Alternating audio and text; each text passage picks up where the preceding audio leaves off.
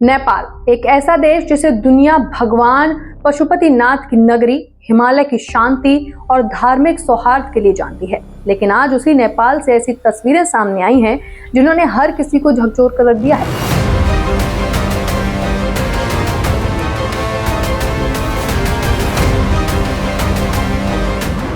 कांवड़ यात्रा के दौरान डीजे बजाने को लेकर शुरू हुआ एक मामूली विवाद कुछ ही घंटों में सांप्रदायिक हिंसा में बदल गया। सड़कों पर आगजनी हुई, पत्थर चले, पुलिस पर हमला हुआ, गोलियां चली और 2 लोगों की जान चली गई। हालात इतने बिगड़ गए कि भारत की सीमा से लगे कई जिलों में कर्फ्यू लागू करना पड़ा। लेकिन सवाल सिर्फ इतना नहीं है कि हिंसा कैसे हुई, सवाल ये भी है कि आखिर ऐसा माहौल बनने ही क्यों दिया गया। क्या प्रशासन समय रहते हालात संभाल सकता था?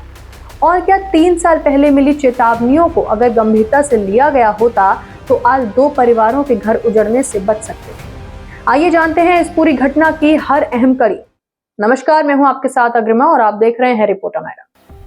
नेपाल के सुनसरी जिले में रविवार को कांवड़ यात्रा निकाली जा रही थी। बड़ी संख्या में शिव भक्त कोसी बैराज से पवित्र जल लेकर भगवान शिव का जलाभिषेक करने जा रहे थे।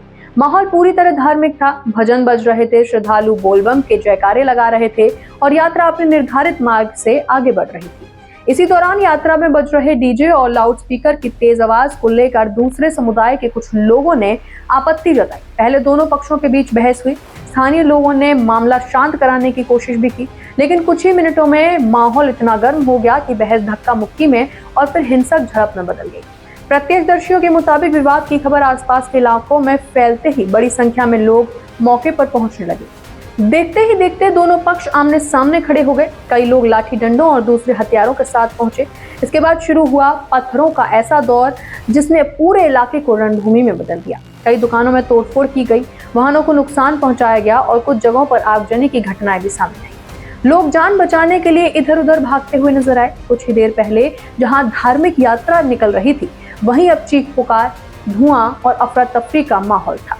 हिंसा की सूचना मिलते ही स्थानीय पुलिस मौके पर पहुंची। पुलिस ने पहले दोनों पक्षों को समझाने का प्रयास किया और लोगों से शांति बनाए रखने की अपील की, लेकिन उग्र भीड़ किसी की बात सुनने को तैयार ही नहीं थी। उल्टा प्रदर्शनकारियों का गुस्सा पुलिस पर ही फूट पड़ा। पुलिस पर जमकर पथराव किया गया। इस पथराव में एक पुलिस इंस्पेक्टर समेत 8 पुलिसकर्मी घायल हो गए। कई पुलिस वाहनों को भी नुकसान पहुंचा। हालात लगातार बिगड़ते जा रहे थे और भीड़ पर नियंत्रण करना मुश्किल होता जा रहा था। पुलिस अधिकारियों का कहना है कि उन्होंने पहले बल प्रयोग से बचने की पूरी कोशिश की।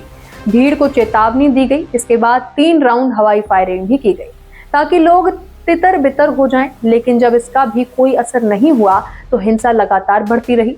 तब रात करीब 10:45 पर पुलिस को मजबूर होकर गोली चलानी पड़ी। इस गोलीबारी में ओम प्रकाश मेहता गंभीर रूप से घायल हुए और उनकी मौत हो गई। कई अन्य लोग भी गोली लगने से घायल हुए। बाद में इलाज के दौरान जयप्रकाश मेहता ने भी दम तोड़ दिया। इस तरह इस हिंसा ने 2 परिवारों के चिराग बुझा दिए। हालात इतने ज्यादा बिगड़ चुके थे कि स्थानीय पुलिस के लिए अकेले स्थिति संभालना मुश्किल हो गया।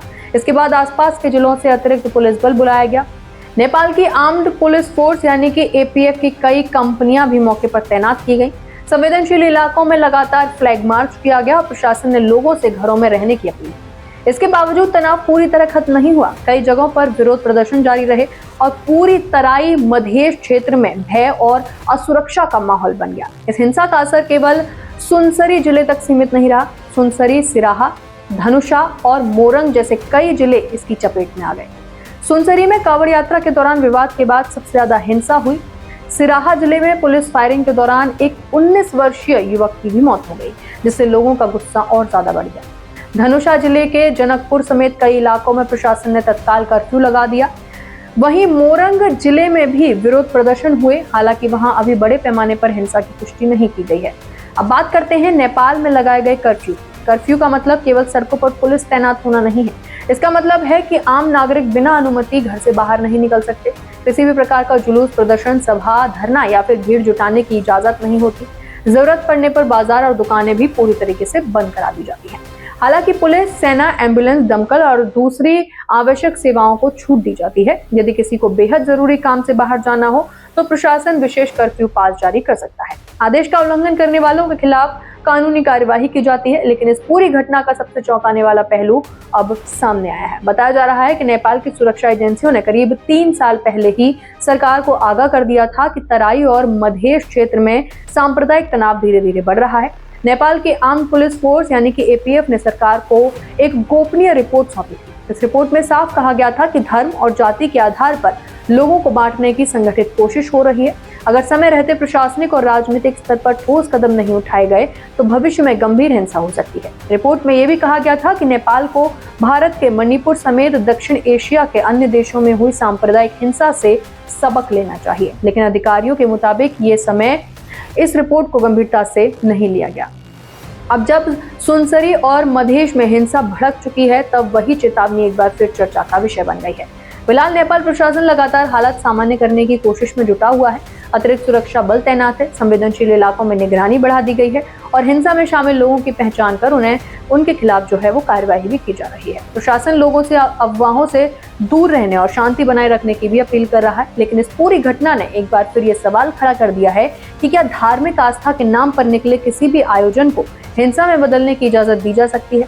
किसी भी समुदाय की भावनाएं महत्वपूर्ण है, लेकिन कानून से ऊपर कोई नहीं हो सकता। मतभेद संवाद से सुलझते हैं, पत्थरों और गोलियों से नहीं। हिंसा में जीत किसी की नहीं होती, हार केवल इंसानियत की होती है। फिलहाल नेपाल के हालात पर पूरी दुनिया की नजर बनी हुई है। उम्मीद की जानी चाहिए कि जल्द से जल्द शांति बहाल होगी और दोषियों के खिलाफ निष्पक्ष कार्यवाही की जाएगी, ताकि भविष्य में ऐसी घटनाएं दोबारा ना हो। इस पर आपकी क्या राय है, हमें कमेंट बॉक्स में लिखकर जरूर बताइएगा। अगर आप नेपाल से हैं तो भी हमें जरूर बताइएगा और अगर आप भारत से देख रहे हैं तो भी हमें कमेंट करके अपनी राय जरूर बताइएगा। इसी के साथ बने रहिए रिपोर्टर मैडम के साथ।